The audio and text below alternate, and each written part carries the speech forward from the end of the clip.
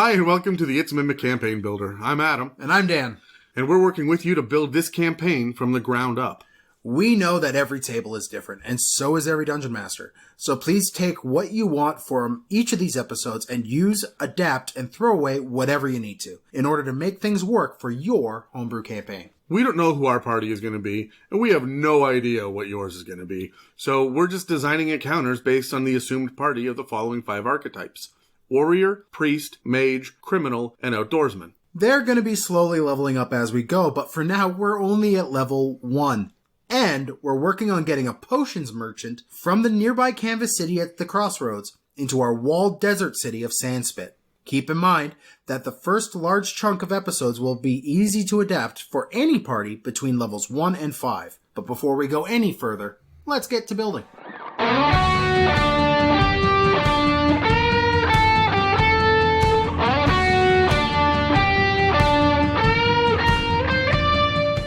Okay, so why are escort missions so unique? Why are they so different from every other one out there, and why are we hitting them early? It gives your party something else to worry about than their own skin. You have to make sure that whatever you are guiding and whatever they're carrying, if they have some sort of other aspect to them, gets to the destination not only intact, but preferably healthy. This kind of removes your party from being a group of individuals together completing a task to a party worrying about an NPC. Gives you guys a united goal. It gives you guys a really clear and defined reward as well when you're done, like having a mission. This guy getting to his final location or to their final location will open up a bunch of different avenues for your party to explore. That's right. This also gives you an NPC that is going to be on your side in the future. Yep. No matter what happens, you have done them a favor. And even if they decide that they don't like your warrior and your criminal, they may be on good terms with your mage or your outdoorsman. So this gives you another NPC that's not affiliated necessarily with your chapter of your guild. And even if they are, it's always important. If you've noticed in the past episodes, we've thrown in a lot of villains and like bad guys. This gives you another good guy who's on your side. At this point of the campaign, this is when you need to be starting to build these relationships with NPCs. And you're stuck on a road for 2 days with this guy, you're going to get to know him. So, each of us created an underlying issue. Before we even knew what the NPC was going to be about, we knew that we wanted the escort to be pretty difficult. There needed to be some sort of reason that this person can't just make the trek by themselves. And the standard is, it's dangerous in the wilderness. Right, let's think outside the box. Yeah. So we're going to roll here, and Adam and I are each going to pitch an issue for why this is, and then we'll choose the best? No, we'll roll for it. Okay. Highest one wins. Okay, cool. All right, and I got a 15. I got a 2. So, what's yours? We have established that this canvas city is kind of a stopping point for merchants and various people traveling through the desert on their way to Sandspit. Our NPC is there as well, and he has a large supply of potions and vials and ingredients and stuff that he has to bring with him. Basically, his entire alchemical setup has to go with him from the canvas city to Sandspit. The dude doesn't own a horse or a carriage. This is something that is going to have to, your party is either going to bundle themselves up full of vials and bags and various other things. Or they've got to haggle their way in. Or they've got to haggle their way, right? And if they didn't come prepared, or they lost their horse and carriage early on the trek to the town, it's going to make this a lot more difficult getting out. So this guy's got a bag. Pretty much think of it, one bag for every party member. Not including him, because his sole concern, he's carrying his recipe book. Okay, yeah, no, I like that. That's cool. But mine is that he does have a mount. And it pulls a carriage. But he rides the mount, and the mount is a massive giant iguana. Okay. It is incredibly hostile to anyone that is not its owner, and it requires twice as much water as any other mount. Okay. You have to keep this big lizard hydrated. From a distance. From a distance. And he needs help with the wares and everything, because his entire issue while traveling will be keeping this thing on track and dealing with the mount. as you can imagine, whatever encounters we come up with, a hostile mount and someone struggling to keep track of this mount is going to complicate matters. Okay. And this is why they can't travel alone. You can't make sure that all your jars and vials and bottles aren't breaking in the back of the carriage if your iguana is just dragging you sideways across the desert just to die in the middle of nowhere. I'm a big fan of interesting mounts as well, and I'm on board with almost any plan that deals with an interesting mount. So I love this idea of your party having to deal with this, and a mount's, like an iguana's not a traditional mount in any way in any stretch of the imagination. So how is this thing going to move with the cart? Is this thing just going to be an absolute ruckus moving through the desert for the next 2 days? What we're doing here is we are setting up the little used and poorly defined animal handling. Yep. And I really enjoy that as being a part of this. Your outdoorsman should have the opportunity to shine here, but hell, you may end up with a mage or a priest that has enough calm emotions to be able to help things out. Or your warrior just like throws a Hail Mary and succeeds and is the one thing that this iguana won't attack. So anyway, whatever it is, I think it's going to be interesting. But let's roll and see which idea we're going with. The having to hold and carry, and I guess move at half pace. You're moving at half pace, and you're being careful too, because everything's just jars and vials of ingredients. All right, so let's see. I got a 1. I got a 12. Yay, it's the iguana. Yay! Yay! All right, you're actually happy about that. That's cool. All right, so the other thing that we didn't really come up with is we don't have our NPC. No, we don't. We've left it purposely vague for us to come back and kind of throw interesting NPC ideas at each other this week. So, first of all, it is important to have an NPC with a strong personality. This NPC needs to be memorable because they're going to be potentially an ally. Yep. Likely an ally. Because we're kind of we're stacking the deck in that direction, right? But we're not entirely certain yet what this ally is going to be. Is this going to be a good thing or a bad thing? How is this going to work out? Which one of the players are going to engage the most with this one? And so let's pitch, Dan. Let's pitch our single NPC merchant, our potions merchant.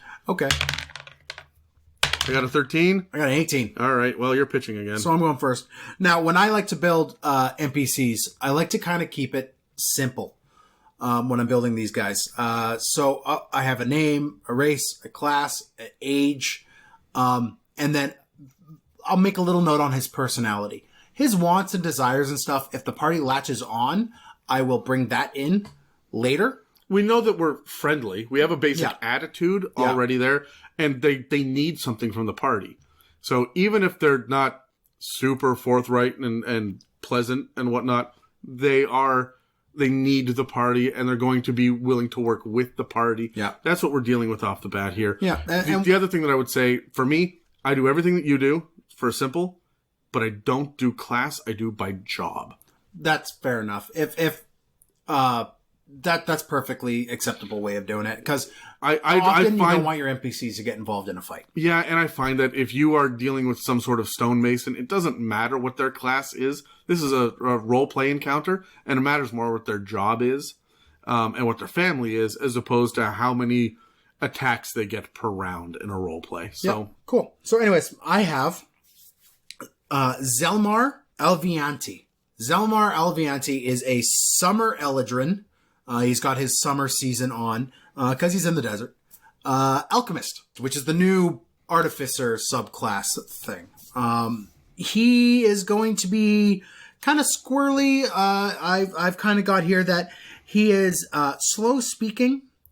His voice is generally low and held back, but always full of wonder. This guy is just amazed by everything going on with him, to the point where he takes his craft too seriously and will be distracted by any corpses or flora or anything that could be seen as an alchemical ingredient along your trail. Also, he's got a bit of fae in him, so he might be fascinated by things like buttons. Yes. And I love that this guy's not only distracted, but now also riding a gigantic iguana at the same time. I'm pretty sure he calls him Fluffy. Or this is my iguana Jim. Yeah, okay. Yeah. All right, I went in kind of a different direction. I would hope so. Yeah.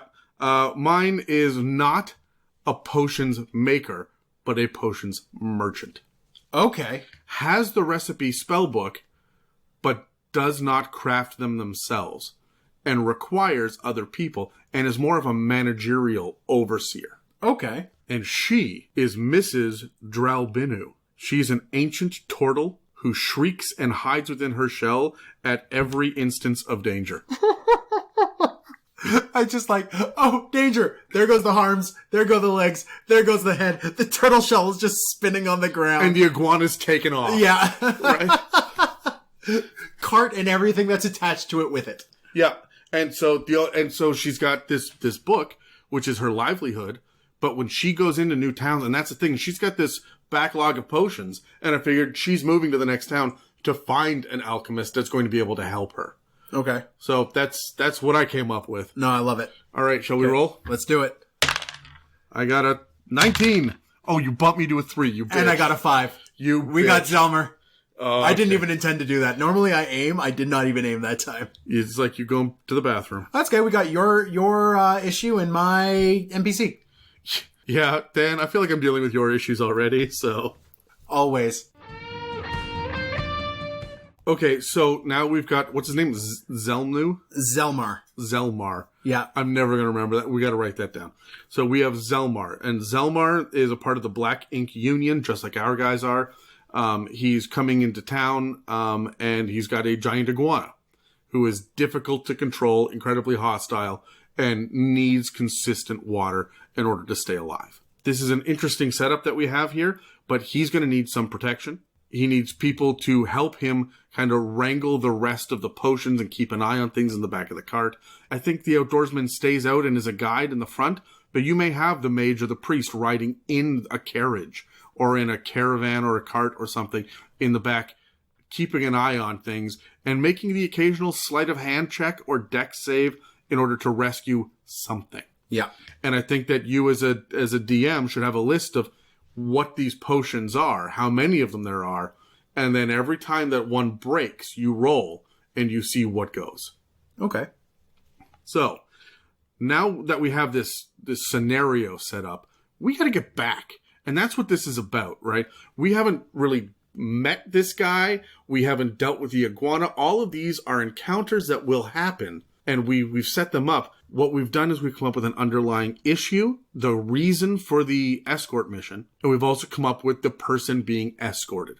Whether or not it's a criminal that needs to get to the execution site, or it's a prince who's trying to get home, or a fair maiden who needs to get back to her father's homestead, whatever it is, you should have the underlying issue of why they can't travel by themselves, as well as why you have this person themselves and what makes them interesting and unique. Mm-hmm. It also really helps to say, how are they going to benefit the party later on? Yeah. And remember, these guys are almost certainly going to be a friend of the party. So I would hope so, unless the party just screws this whole thing up every step of the way. Yeah, right. Unless your party is just a group of idiots and nincompoops. So you got about a 50-50. Yeah, you're about 50-50. All right, so we're going to give some encounters for... Yeah, let's roll initiative to see who goes first. Sure. I got a 5. I botched. Good. I got a 1.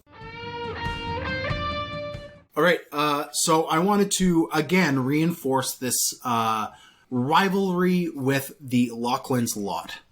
So, just outside of Canvas City, as you guys are leaving, I'm going to have this combat into exploration encounter that has Lachlan's Lot jump your caravan as you're moving down with the sole target of one of the members of Lachlan's Lot getting over, stealing the recipe book, and taking off into the wilderness. So hold on, this is a what? This is a combat to exploration. I guess. Yeah. So your party beats down this group of Lachlan's Lot guys, who of course are probably emboldened because last time you met up with Lachlan's Lot, you got smacked to the ground as a party. So these guys are going to come in going, well, we beat you last time, we'll beat you again. Now it's a time for your party to kind of prove themselves. I think, though, that it's important to say that these are different NPCs that are showing up again. These guys didn't follow you from Sandspit. No. This is just another version, another chapter. These are more thugs, the guilds here, they've got long reaches. Yep. And so this just happens to be one of them. Exactly. So the key point to this is once your party is done beating them up, or even in the middle of the encounter itself, they notice one of the thieves, one of these ambushers, making their way away with Zalmar's recipe book. So now your party has to switch from being in a fight to chasing this guy through a rocky forest of twisted, thorny cacti that are maybe a bit too big. Now your party has to deal with diving under thorns that are the size of your forearm or something, all the way up to finally encountering this guy. Maybe he's got a couple resources, or maybe he didn't make it through the jungle as well as he thought he would, and your party has to retrieve this book from They his find him corpse. impaled upon one of these spines. Or something, or maybe he's found another one of these small sinkholes, or is slowly sinking into quicksand. And so he gets waylaid somehow. Yeah. And then you have the choice about whether or not to let him suffer his fate. Yep. But you need to get that book back. But, and this kind of establishes you as competent guards because you retrieve the book. Your party retrieves the book. That is important. They don't lose it. They retrieve it. I don't know. I would give them the opportunity. If they screw up enough, they could lose the book. If they say, you know what, we're going to watch this guy sink into the quicksand, and none of them thinks that, wait a minute, he has the book, and then all of a sudden he's gone. Fair enough. Then the book is gone, and that's going to affect the NPC's relationship, right? Exactly. Yeah. What's his name again? Zalmer. Zelmer. Avianti. Yeah. I will never remember that. Okay, that leads me to my next one, and I wanted to get into a little bit of a roleplay, into roleplay. All right, so this is really simple. This is one of the instances where we're going to use the inciting difference is going to be new information. I would like there to be downtime. An oasis, maybe, where the iguana can get wet. Mm-hmm. And they're just going to sit down, and we've been making good time, or, I'm a little shaken after the last thing. I need to stop. It can be the middle of the day, or it can be at night, whatever it is. But I like the idea of you sitting down, and this is a merchant who's been traveling from far and wide. They can tell you stories. And there's the opportunity here. And so you have each one of the 5 of the people of your party, whatever your party members are, they each get to ask a question. They'll roll initiative. And then you roll a d4 to see how many stories this NPC will tell. And this is how you can introduce a little bit of the wide world around them. As you tell the stories and the NPCs are reacting to them, you can gauge these reactions and figure out which one of them is the barbarian, is the warrior hostile, is the priest thinking that they're better than this merchant, and they have their nose upturned. Is the criminal really sympathetic to this? Who is it that this person is going to latch onto? And it will be that person that they take aside in the middle of this encampment while everybody is, getting some more water, filling up the water skins. They're going to take this person aside and say, look, I need to trust somebody with this, and I just can't do it alone anymore. I was bitten by a werewolf. I am a werewolf. I can't control it. We're in no danger because the lunar cycle isn't lined up right now. But you need to know that the Hunters Guild, known as the Silver Arrowhead, is after me. Yeah. And I will need your help in the future. Yeah, this again helps you understand that there's more than just the 2 guilds. Yes, and while we had the what do we call them, the water mages last week, when we were talking about them and we were trying to figure out, are they a part of a guild? Are they not? I like the idea of introducing the Hunters Guild that hunts intelligent flesh, that comes after specifically lycanthropes. And then you have someone who is, I love the idea of future missions where you have to guard them while they're chained up in their own basement. Oh, I love it. And things like that. I'm just dropping, these are little plot hooks that we can explore later. We may never get to them. Can you imagine what happens when this person is captured by the drow later on, and what Zelmar is going to be in the Underdark, and he's getting all twitchy because he hasn't been able to transform in 3 months, and then you show up and your druid gives a moonbeam And then he goes He's a ticking time bomb. You're just all like, hey, Zelmar, look at this. And everybody hide. Yeah, and he just goes to fucking town on Drow, right? Like, there's some really interesting things here. What I'm doing is I'm laying more groundwork. I'm trying to make him sympathetic. And I also want to lay down the idea that not every monster is evil.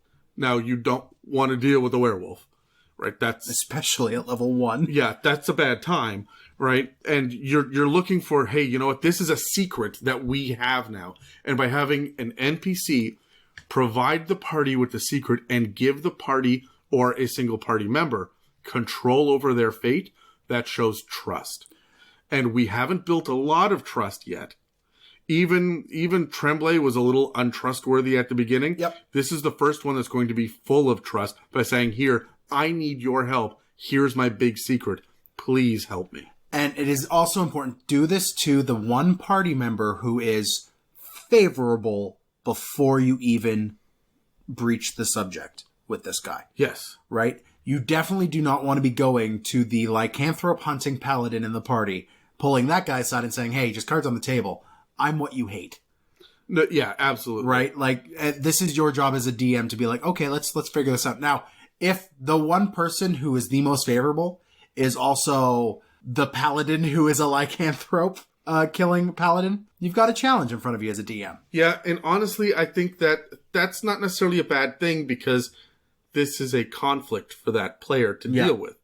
And that's interesting. This is a role-playing conflict that they have. And so while the first part of this role-playing encounter was telling stories and who gets to hear what story. And maybe you don't have them roll initiative, maybe you have them roll persuasion. Or insight. Well, persuasion to see, no, you tell me my story. I want to know the answer, right? So while it's fairly benign and the party can sit back and listen to you just kind of talk about this cool thing that's happening over in the mountains or in the swamps or whatever, or what it's like in the big, you know what? Drop the idea of what's going on at the temple in the big city that the party will never see because we're going to drop it down a sinkhole soon, right? But give the idea of splendor and wonder and all that. Like, maybe it's all stories about the big city. Whatever it is, it's benign. And then suddenly this role play turns into something that is not hostile, but this is malignant. It's conflict. This is very much going to be a conflict. This is a malignant secret that is going to eat at the party a little bit. Furthering the idea of you really getting around this NPC and befriending him, and you as a DM giving your party situations to really help and befriend and grow into deeper relationship with them. My next encounter here is funny enough, a skill challenge, which will have a sandstorm that your party sees on the horizon that your party must then find cover and weather the storm. This is going to be made more difficult by the fact that you have a gigantic iguana that needs water at all time. Yep. And is also very hard to control. Yeah, you weren't expecting this when you come up with your skill challenge, were you, Dan? No, I wasn't. You're welcome. You also have a Eladrin who's full of wonder with everything. And yeah, he's been in the desert a while, but think of what gets moved around during a sandstorm. There could be some... is it sand? And other refuse from the surface that is just getting pulled this way. There could be some sort of... As they say with tornadoes and hurricanes, it is not that the wind is blowing. It is what the wind is blowing. Exactly. You get to discover that your Eladrin might be interested in like some rare herbs that are blown about in the sandstorms and thus easy to attain, or odd crystals that are now uncovered.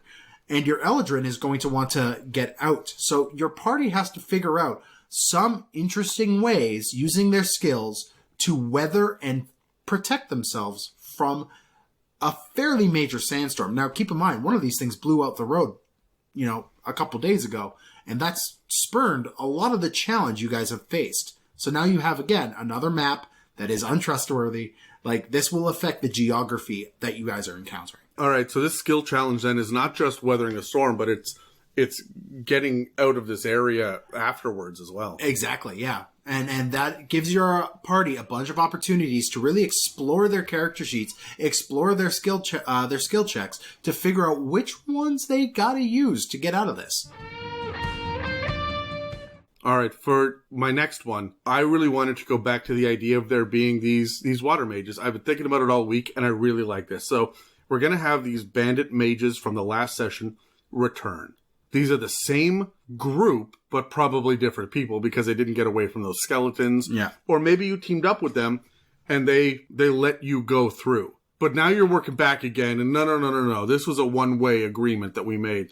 And here we are back, and they end up destroying your water supply. Because you have this iguana, this is a freaking issue. Yeah. This forces the players to end up in combat with them, and then to take one hostage and figure out where the nearest well is. This is going to get you, through your intimidation and your interrogation, back on track. See, I didn't know you were going to do the sandstorm thing, but this is an awesome way to get your bearings again, is to take someone hostage. So this is going to be your combat into role-playing, where you knock someone out with non-lethal damage. So don't blow them up with a fireball is the point. Yep. Not that you can at level 1, but you know, don't hit them with an acid splash right in the face, right? So you want to knock them out, and then you want to tie them up, and you want to interrogate them. And you need to do it quickly before the reinforcements show up. Yeah. I see this going ultimately poorly for the party, who then responds with way too much force, kills everybody, and now you have a party sitting there with bandits coming on the horizon, approaching them. They know they're coming. And also an iguana who's thirsty and pissed off. Well, see, this is your job as a DM, to have that one person say, as you're doing the final damage to them, they're using their reaction to say, hold on, I can give you what you need. Yeah. Sorry. I know where there's water. Don't kill me, please. And that, maybe you're taking him hostage and you're going to drag him back to Sandspit too. And this escort mission is now a double escort mission. Whatever it is, having a hostage is going to change everything for you for at least a short period of time. Yeah. And so I really like the idea of going from combat and from fighting and choosing to stop fighting and deal with the issue. And again, this is an environmental issue. We're dealing with the fact that we're out in the middle of the desert, and sure, we can push on through. We could make it just fine, but we're going to have to give up on some of these potions and whatnot in order to either get the iguana there faster, or we're going to lose the iguana and have to give up on the potions anyway because we can't drag the cart ourselves. So what do we do in this scenario? We have to rely on our enemy. Yeah. And this is a dynamic that we haven't yet encountered in this campaign. You could also have play into the fact that Zelmar has not met these guys before. Your NPC hasn't met these guys before, and might not look too favorably on the party just wholesaling murdering a group of people, regardless of what your history is. So for my last encounter here, our number 5 encounter presented today, I really like the idea that Zelmar is a nerd alchemist. This guy is all about the weird concoctions he can make, he can brew together, and making up things. And he knows of weird little signs of herbs, rare herbs or ingredients that are in the area. So as an exploration to combat encounter, what you have is your party's journeying along, and your Zelmar starts sniffing the air, and you make your party make a Constitution saving throw. And that Constitution saving throw is to feel drowsy. I mean, your elf is not going to feel this, but you're starting to feel drowsy as the heavy dust is kind of, you guys are walking through. And your NPC determines that this is a rare herb in the area pollinating. And if you guys find this, he can make some interesting stuff with it. So your party then has to go and explore and try to figure out where this stuff is coming from while dealing with the fact that it's putting you to sleep. This pollen is making your party more and more drowsy, eventually maybe even incurring levels of exhaustion as you get closer. And as you get there, and as your party finally discovers what this is, you find a bed of this flowery, herb-like substance, and sleeping on top of it is an ogre. Now, ogres are a little bit much for a party of level 1 adventurers to take, but this guy's tired. He's there, and he doesn't want to go, separate with any part of what he has deemed his nest and his territory. Would you make him roll disadvantage on attacks then? Yeah, 100% I would. just because I would pull my punches with this, because your party might be they might have used some resources just to get here, and you're on day 2 of your trek. There is going to be some limping into the main town. So I want to make this combat encounter not exactly crippling, but still a threat. It's hard. And you have to deal with the fact that your party's falling asleep during the fight. So they've got levels of exhaustion as well. Quite potentially. Depends on what their rolls are. I'd make it a fairly low save, increasing in intensity as your party gets closer to this nest. So your party either chooses to fight the ogre, which would be a fairly hard fight, or they could even try to talk him out of it and get some of these supplies. All they know is that Zelmer, who's an elf and thus not falling asleep at all, desperately wants a large supply of this herb or flower that is here. I like it. I would be dangling a reward is I can make blank potion and I will give you 1. Yeah, right? And they're like, oh, I can make potions of fly. So something that can really change a battle or change a scenario for a low level party. All right, so the last one that I have is pretty straightforward. You're getting close, you're almost home, and the cart's back axle breaks. And now the back wheels won't spin. You can't get there, and you still have a few hours travel to go. Yeah. You can't leave anything behind, but you also can't go forward. And you see, I'm keeping track of the map as a DM. You are very, very, very close to where you fought the water mages the first time, where those skeletons rose up. And you know that there are carts that are half buried in the sand nearby. And so this is an exploration, starts off exploration, and you get there and you find that all the skeletons are gone. If you retreated, they're gone. Even if you didn't retreat, you've defeated them, they're gone. You might even see, well, there was a sandstorm recently, so you probably won't see their tracks moving away from here, but they're just not there. That's right. And there's no real signs of any movement here. So you do a little bit of exploration and you start digging through the wreckage and pulling out the back axle of one of the other carts or a carriage of some sort. And that's when a nearby cart explodes out and there are undead beasts. I'm thinking dogs, probably. Okay. That come out as well. There was a curse that was put on this land by people that were murdered by the water mages. Anyone who dies here will rise from the dead, and so on and so forth. This is incredibly dangerous because at first it's just a couple of dogs, but I think the dogs are going to go after Zelmar. Yep. I think that they're going to instinctively go after the bright, shiny summer elf. And while you guys are digging in the dirt and the dust and whatnot, and he's just standing there watching you, these dogs are going to come after him, and you may lose him. And remember, if he dies, he comes back as a skeleton. Yep.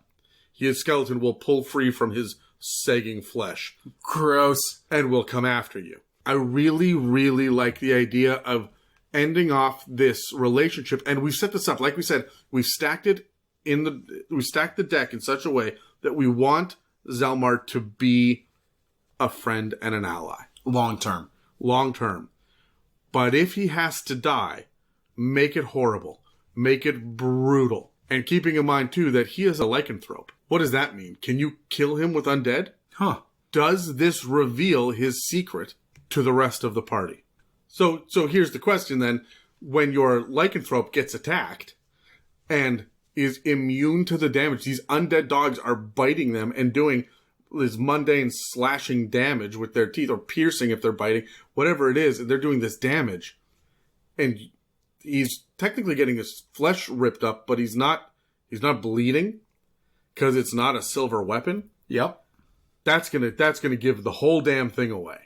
Right? And now your party has to deal with the fact that your friends, because at this point you will most likely be friends with Zelmar, is a werewolf. Yeah. And the whole party has to deal with that. Now the paladin, who is hard against lycanthropes, knows. Yeah, or maybe it's the priest that declares him an abomination, or it's the outdoorsman who has run afoul of these horrid beasts in the past. Whatever it is, this can split the party and make a big roleplay decision, a conflict that they've got to deal with later, which started off as an exploration and then became a combat. Yeah. And of course, this will reveal and you'll have further encounters and whatnot. Do you turn him in? If you took a hostage and the hostage is still with you, does he turn him in? How do you keep the hostage quiet now? There's some really interesting questions to ask about how you handle this information. I love it. I absolutely love it. It adds a lot of different layers, all from getting attacked by zombie dogs. Yeah, who knew? Yeah, right? So, just to go over it again from the beginning, we've talked a lot about exploration and a lot about combat, which makes sense because this is an escort mission. Yep. But we've also had the roleplay to roleplay encounter as well, and which, because, I mean, we're escorting an NPC, we need to know who we're escorting and why. And we've had a skill challenge, which is really driving home the idea of how dangerous the surrounding area truly is. Yeah. All of these things are important to establish early, especially early in a relationship with an NPC. Especially someone that we want to have as a ally long term.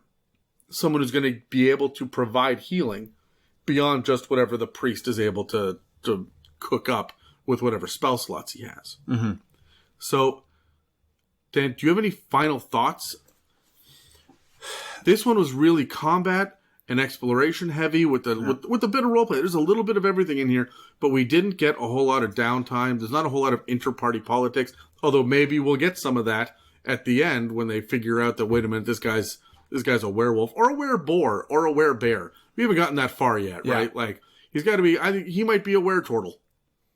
You really, really want to have that turtle in here, don't you? I kind of do. No, I'm going to save her for a future thing.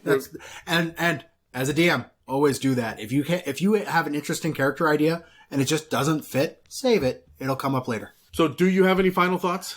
Honestly, man, the one thing that we're really, really going, yes, this is an escort mission. Yes, this is the first actual mission your party is taking together. And you're in the thick of it. But your secondary goal here is to build a friendly NPC that will be a ally, a confidant, a core NPC in this campaign moving forward. You're trying to get your party on board with this guy. So he's full of wonder. He's full of practical use as well, being a potion maker. So as you're leading, as you're dealing with these encounters, these role-playing chances, these chances for exploration, have this guy be useful, just not game-breaking. Your party are the superheroes, he's the sidekick. And he's a beloved sidekick. Yeah, and you will have opportunities to have further sidekicks as well. If the party doesn't latch onto this one, that's fine too. He can be there because they will need health potions eventually. Yeah. They will come back to him eventually.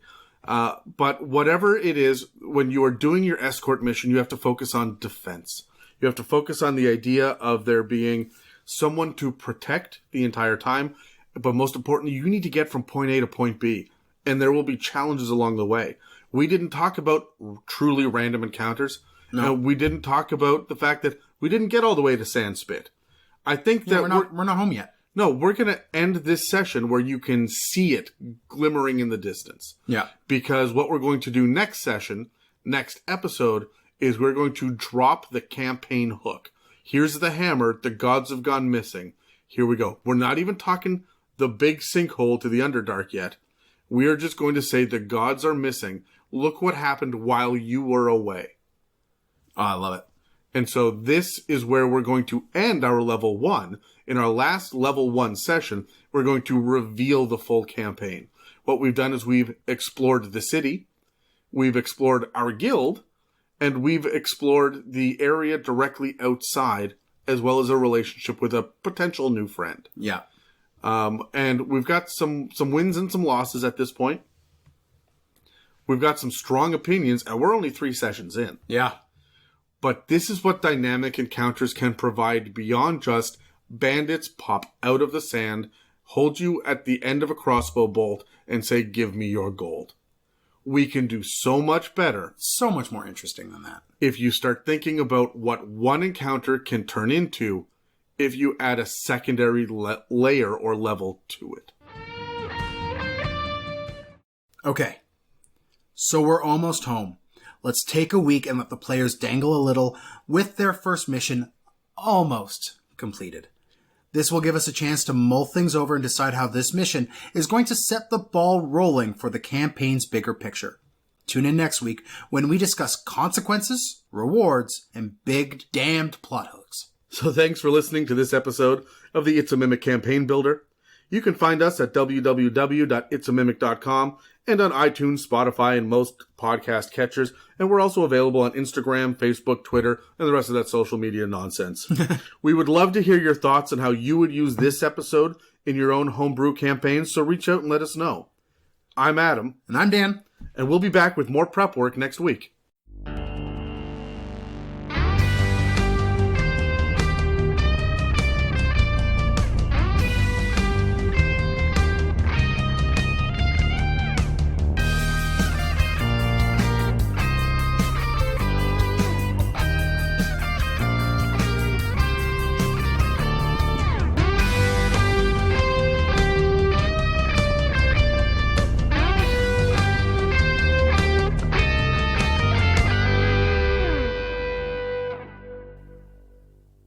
Hi, everyone.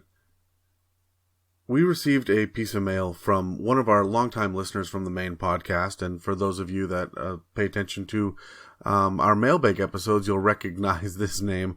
Alexander Another Skip Davis sent us a message way back when we first started and launched this campaign builder series, and he said the following.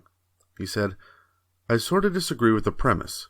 You can start the players with small events and have them sort of spin in place from a DM's point of view. The players have a wildly different view, of course, but they'd be exploring the newbie area, Tier 1 events, while the DM builds a larger campaign from the uncovered interests and ties from small encounters left as mysteries even me as a DM did not know the answers to." So what he's saying is that you don't necessarily have to build a campaign from the ground up. You can discover it as you go along. And I think that not only is that valid, that a lot of people actually do that. What we're endeavoring to do on this show, of course, is to build it from the ground up, because a lot of DMs have an idea, they have an inspiration, they want to come to the table with a story to tell that they're excited about. And this is how we are going about doing it. And as you can tell, we're discovering it as we go along, too. We are kind of in the exact same position that Alexander Another Skip Davis is talking about, where the players do have quite a bit of agency here. We talked a bit in this episode about this, I'm going to say Zelmar character. I'm never going to remember that name. Damn it, Dan. But we talked quite a bit about him, and we don't even know if he's going to live or die. It may turn out that his iguana ends up being the one that lives, that we end up escorting back into the city at the end of this. We're very much on our back foot with this, and we don't know how the reactions of the players and the NPCs will play out. So, while we are building and exploring and setting the groundwork for our overall campaign, we're not touching on the random encounters. We're not touching on the character interactions. We don't even know exactly what class we're going to have, if our priest would be a cleric, a paladin, or a druid. Or maybe even a necromancer who has stepped up as a high priest of some evil god. We don't know. We're keeping our options open, and we suggest you do as well. What's up, bitches, and welcome to the It's a Mimic... Ow. Fuck, alright. Hi, and welcome to the It's a Mimic Campaign Builder. Okay, bye!